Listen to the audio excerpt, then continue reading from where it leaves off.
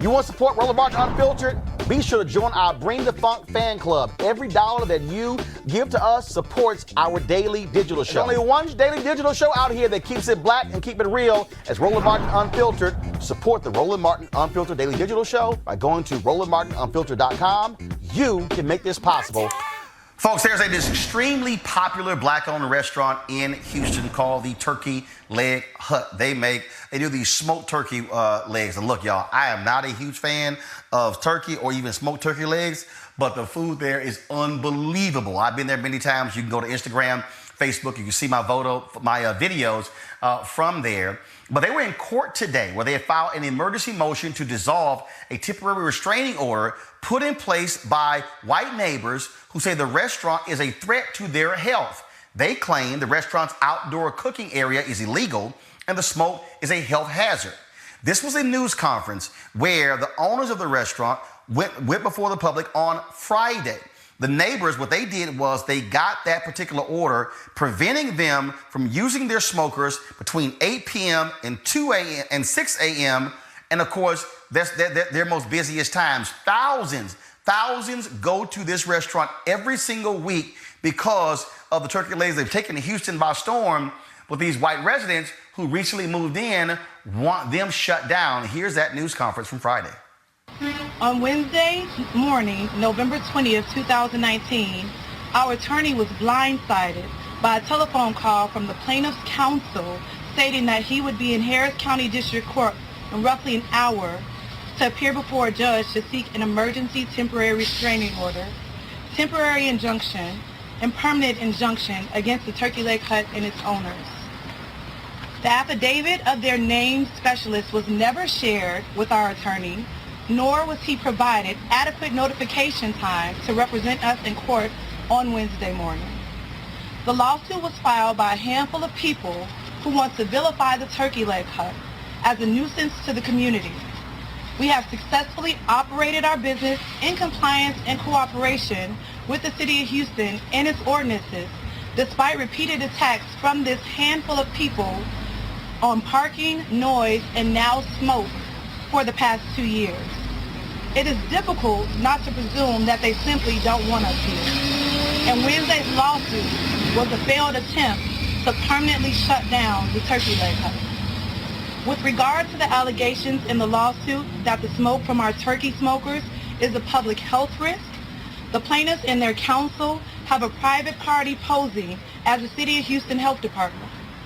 The allegations are purely speculative and with no proof whatsoever. Contrary to what the plaintiffs are saying, the Turkey Leg Hut currently has all of the permitting that we need to operate. We want to be very clear. We care deeply about the people in this community, as well as our employees, customers, and the City of Houston. We have heard and listened to the handful of complaints about the smoke from neighboring residents and have been actively pursuing a resolution in response to those complaints.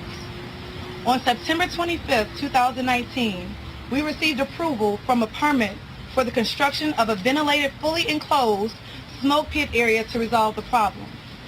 Before construction can begin, approval of a replat is required by the city as the pit is currently located on the subdivision line, and the city will not allow structures to be built over the subdivision line.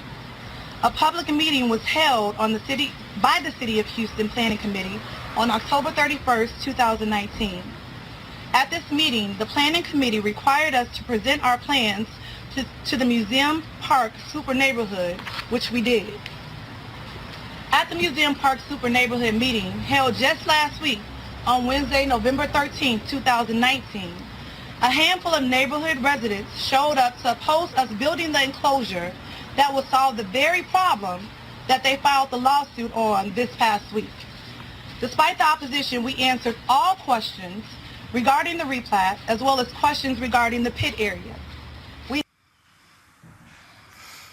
All right, folks. Now here's the deal. Okay, so they they went to court today trying to get it lifted. I'm still waiting. I'm texting the owners right now to find out, of course, what actually happened. But check this out. Y'all about to really trip out.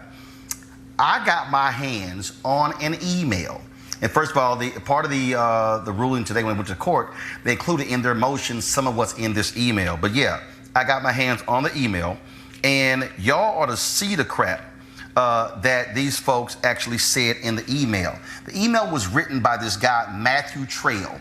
The email is from October 5th, 2019. This is what he writes. Chris Feldman is their lawyer. Chris thinks we have a good case going forward on the nuisance issues such as smoke and noise in the city's non-enforcement. He is going to research if there are permit deed restriction ways that we can prevent the parking lot, but he says that does not fold as neatly into the nuisance complaint as the other issues.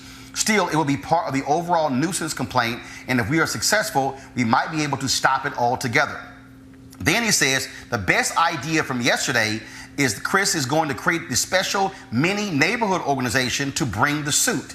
This is good news for us because it means none of us have to bring the suit in our own names. We will essentially all just be members of this organization that, quote, decided to sue. They have that in quotation marks. It should shield us somewhat from individual discovery requests and makes litigation a lot simpler for Chris's firm. We need a name for the organization, so feel free to suggest. Greater Rosedale Protection Association, Alameda Quality of Life, the Justice Society of Tomorrow, I don't know yet. This organization will sue on our behalf, and we all would just be its members. The money that you contribute would just be toward your membership, and you would not have to say that you are directly funding a lawsuit. In boldface, this does not mean complete anonymity. Your name as a member would still be out there. It just means the litigation does not have to be in our individual names. We're thinking that Josh and I will be managers and someone else will be the president. I'm going to invite the MPNA to join as well and also ask them for money if they have any. Chris is committed to keeping our cost to a temporary injunction to $20,000. We will know by that point what sort of defense they will have and what sort of success we are having.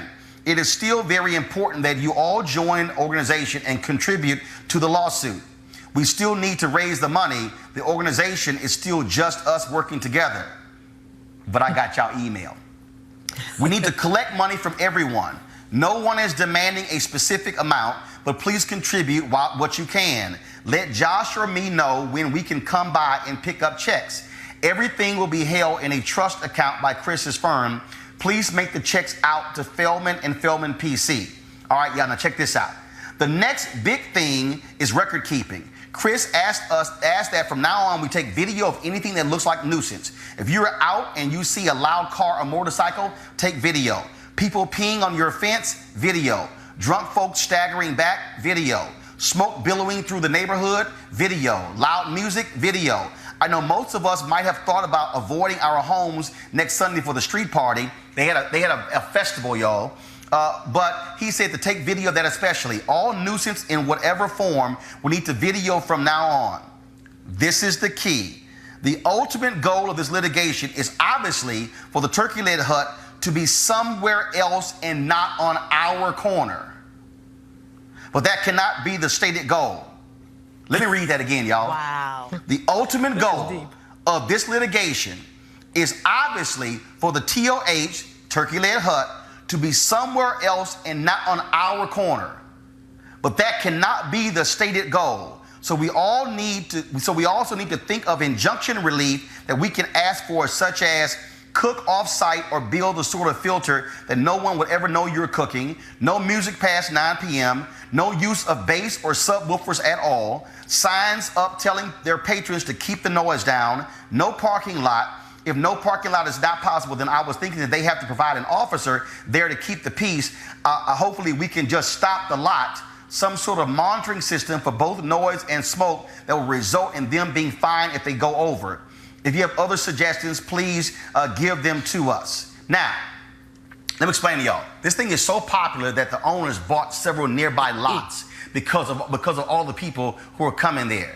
This, y'all, is a historic black neighborhood.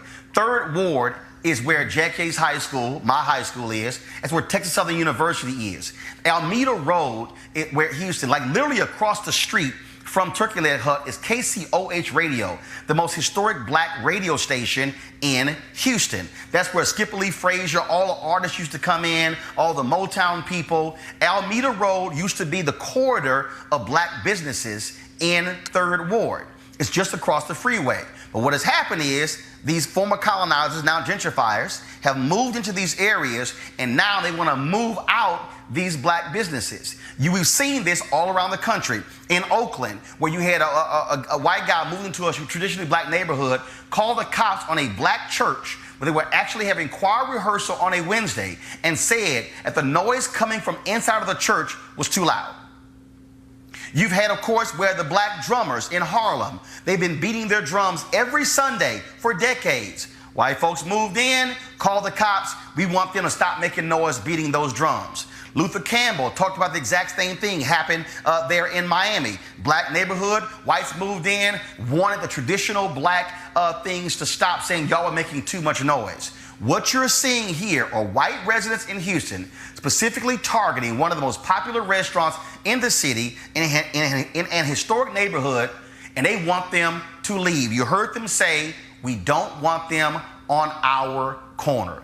Kelly, this is what is happening in black neighborhoods nationwide that are changing. We saw with the go-go music in Washington, D.C., where they said, oh my God, turn that stuff down, and it was due to protest where the brother who owned that store brought the music back. But that's what we're seeing, where white folks are moving into black areas and changing the culture. Last one for you, Kelly, Shiloh Baptist Church, right there in Washington, D.C. White folks have moved in and said, y'all have too much parking on Sundays. That's where people go to church. They literally are trying to force Shiloh Baptist Church out of the neighborhood they've been in for more than a half a century. Kelly. I was going to actually make the point about Don't Mute DC, because this is definitely akin to that. But the fact that this is an email that went out to God knows who and how many people, how is this not a modern day Willie Lynch letter? Because this was almost a step-by-step process as to how to move black people out of spaces that they've been in for decades, if not, more than that. For you to not be there and then all of a sudden just come into somebody else's space, and because you don't like how they conduct business in their space that you just got into, all of a sudden it's a problem. But the more obvious thing is, isn't Texas like a huge barbecue state? Like, don't they have smoke everywhere because of restaurants? Like, first of all, you don't even have zoning restrictions, and so you can actually in Houston have a business right next to a home. You don't have that. And that's one of the issues you have. They're trying to get it shut down. Like, I just don't understand how you are in Texas, of all states, which, for Texans, they would probably consider themselves the, king and, presidents of barbecue, what have you. I'm not going into that debate, but it's a big deal there. That is a part of Don't a hate. culture. We are. No. I literally don't know. Like, that's right. I don't know. But what I'm saying is, barbecue is a part of the culture of Texas. Of Texas in general, and you have the audacity, the testicular fortitude to go into Texas and say, don't smoke no meat. Like, that to me is just absurd. And the fact that they are going so far as to literally have a step-by-step process as to how to dismantle a culture in Houston that is insidious, that is harassment. I don't see how this is not malice and malicious. If anything, I would countersue and sue, I don't know what the elements are in Texas, but intentional infliction of emotional distress is certainly something that I thought of. Gotcha. Negligence, harassment, slander, libel. I mean, just pile the book on it, because this is ridiculous. This is absolutely absurd. Julian, the couple who owns it, they actually live in the neighborhood. They're from the neighborhood. But again, we're seeing this all around the country. This is happening all around the country. Yes, it is. And, not only is it gentrification, Roland, it's also economic suppression, because these people have put their heart and soul into this business. You could tell as the sister was reading her letter, put her heart and soul into this business, and they want to take it because it inconveniences them. That was just like the white boy who said Howard University should move. when Howard said that they didn't want random dogs running around their camp. He actually, maybe Howard should move. I don't want to get mad all over again, because that was no. But Roland, you got the smoking gun. I don't know how you got the email, but congratulations for getting it, because guess what? That man who signed that email, he says, we want to hide and we don't want anybody to be liable. Dude, you are liable. And the law firm is liable as well. They want to hide because they don't want to be sued. This couple needs to sue them for their homes, their automobiles, and everything else they have. This is just insidious, and it's happening, as you say, all over the country, where black folks have built up a base, and not only a base, a historic base, and folks want to come and get it. Now they'll say stuff like, oh, it's the market. No, it's not the market. It's your caucasity. That's all it is. There it is. Melik, first of all, first of all, here's what happened. The Turkey Leg Hut owners got a hold of this email, went to court today at 2 p.m. The ruling came down that Turkey Leg Hut has been allowed to resume their normal meat smoking hours following an emergency hearing Tuesday afternoon. Owners Nakia Price and Lindell Price asked for the emergency motion to dissolve the temporary restraining order against the restaurant or the bond be raised. A judge has allowed them to resume their normal smoking hours until their next hearing on December 9th. They were restricted. Now they can go back. But again, the hearing was because of that email, because that judge now sees the real intention of these residents. This is an issue that, again, to black folks all across this country, we are seeing this and experiencing this right here in Houston. We're seeing it in Harlem. We're seeing it in Oakland. We've seen it in Miami. We've seen this in Chicago, where again, these traditional black customs, black things that black folks have done for decades are being impacted by whites coming in saying, no, you can't do this. Remember the woman out in Oakland who told a black man he couldn't barbecue when there were no rules against it? And of course, she called the cops. Well, hell, they've had barbecue parties every weekend ever since then. But this is what black people are experiencing. Here you have a black couple, a hugely successful restaurant, only open 2 years. Thousands are coming through. Yesterday, they partnered with Joe Young, a basketball player, professional basketball player, handed out 3,000 turkey legs to the community for Thanksgiving. And these folks want them run out of the neighborhood that they grew up in. Yeah, I think it's I'm glad you actually brought up the cases here in D.C. And just to be clear about the one with the go-go music, there are people who can reasonably disagree whether a owner of a store should be allowed to place a loudspeaker outside of his store. I mean, that people can reasonably argue that that's a nuisance. I get the culture argument, but people can reasonably argue that. As far as the Shiloh Baptist Church deal, parking is pretty scarce in D.C., and that's in the Logan Circle area. And for as long as I've been in D.C., the conversation about churches and parking and even bike lanes has been a huge conversation. And that's not really a racial thing, as people are making. As far as the situation, the situation in Texas, from what I'm hearing, it seems as if that there was an actual issue there with the smoke.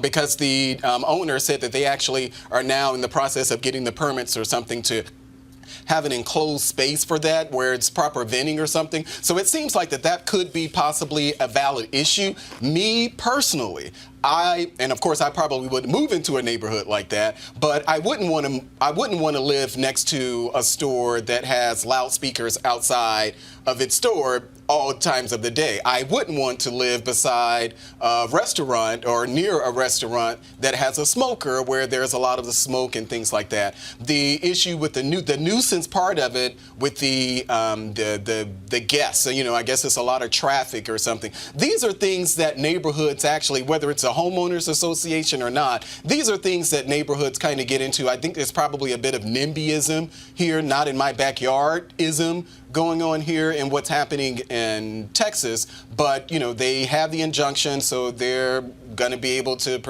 resume as usual. But I don't think that this is exactly as black and white as it is. I mean, there are plenty of people who can have issues with that same level of use. I know plenty of black people who would probably never move beside a building where they're playing loudspeakers outside of it. So I get the whole culture argument. Roland, it is Melik is wrong. It is racial. The reason this is a black and white issue, it is because this is not simply a one-off. Julian, I'm gonna let you make this point, but the reality is here. We are seeing this in black neighborhoods across the country. Yes. We're literally things that black people have done for decades are being changed, are being eliminated because whites moving in are saying, we don't like these things. That is indeed black and white. Julian, go ahead. You know, but basically these colonizers, and that's what they are. They're colonizers who have a sense of entitlement. People have been playing go-go music in D.C., you know, forever. You don't like it? Move. You knew they had go-go music when you went there. You know, the churches. Shiloh has been there for I don't know how long, more than 50 years, more than 60 years. You knew there was a church in the neighborhood when you moved to the neighborhood. You don't like it? Step. This is black and white because white people have a disproportionate amount of power to basically affect these changes in these urban areas. Yeah, the Shiloh issue, because I've lived in D.C. all of this time, and there are black people who have had these conversations, not just about Shiloh, but churches in general, and the amount of parking that people, and in D.C., just as it is with a lot of our schools, you know, our schools here, there are a lot of residents who are not actually residents of D.C. They're coming from Maryland and Virginia into the city to park at these churches. So the parking thing has been an issue in D.C., whether you're black, white, Hispanic, or whatever. This has been a huge issue. So that's not a black and white issue. But the way that people choose to go around, churches should not have free reign to not just park, in particular with Shiloh, and just like it was with Metropolitan Baptist Church, which is probably about 3 or 4 blocks away from Shiloh. The issue was that there were the parishioners came into the city, and they were not just parking in zone parking spaces, they were double parking in those spaces. So there's a little nuance there that isn't just so white and black of people not wanting people. I mean, and I'm saying this as someone who knows black people who live in these neighborhoods where these churches are, and these black people have complained about the free reign churches have to park wherever they want to park, and they're not able to get to their front door because of the parking at the churches. Prove it, Malik. Prove it. You're always asking people to prove something. Prove that, because I live in that. You want me to invite them on the show or something? I want affidavits. I mean, I live in that neighborhood as well. Everybody is kind of bent out of shape about parking, but most people, and most black people, are not so bent out of shape that they are wanting to church to move. In addition, some churches like John Wesley on the corner of 14th and Corcoran, they have a solution where they bought a parking lot, and so basically people can go into this enclosed parking lot. Yeah. My church, Metropolitan AME, we use a parking lot across the street. So everybody acknowledges parking is difficult in D.C. anytime. But the way that people have gone after these churches is nothing but racial. Well, but what if I can make a point regarding the parking issue, absolutely. Across the board, in D.C., parking is an issue. But what you don't see, which is why I believe this is a race issue, yes, they're dealing with Shiloh in this regard, but there are churches up and down 16th Street Northwest that haven't been touched by any type of injunction or complaint or anything like that regarding parking. There are churches up and down Northeast. Like, the closer you get to Capitol Hill, the less black people you see, but you also see more churches that are not rooted in African American religion denominations. And I don't see anybody complaining about people parking there. So it is a race issue. All right, folks, back to our Roland Mark Unfiltered video in just one moment. All right, folks, it's the holiday season. This is when you think about spending time with the family and friends. This is also when you count your blessings and support those less fortunate. This year, be a holiday hero and change someone's life forever. Right now, hundreds of thousands of Americans are sitting in jail without being convicted of a crime. Why? Because they lack the financial resources to pay their bail. Now think about it. If you are arrested for any minor offense, you will be taken directly to jail. If you don't have bail money, you will stay there until a court date is scheduled. That could be days, weeks, or even months. Simply put, America's bail system is broken for people of color. Freedom folks should be free. That's why the Ebony Foundation has partnered with the Bail Project and is sponsoring the Home by the Holiday campaign. The Bail Project has helped bail out thousands of people over the years. And with your help, we plan to bail out 1,000 people by New Year's Day. How's that for a holiday gift? A donation from you today can change someone's life tomorrow. Did you know people of color represent upwards of 90% of the jail population across the country? Without bail, nearly 90% of those charged with misdemeanors plead guilty. However, with paid bail, less than 2% receive a jail sentence. Folks, sometimes justice needs just us to fight to join the fight. You can be a holiday hero by donating $25, $50 or more to help the Ebony Foundation bring our brothers and sisters home by the holiday. To donate, go to homebytheholiday.com. It's homebytheholiday.com. Now back to your Roland Martin Unfiltered video.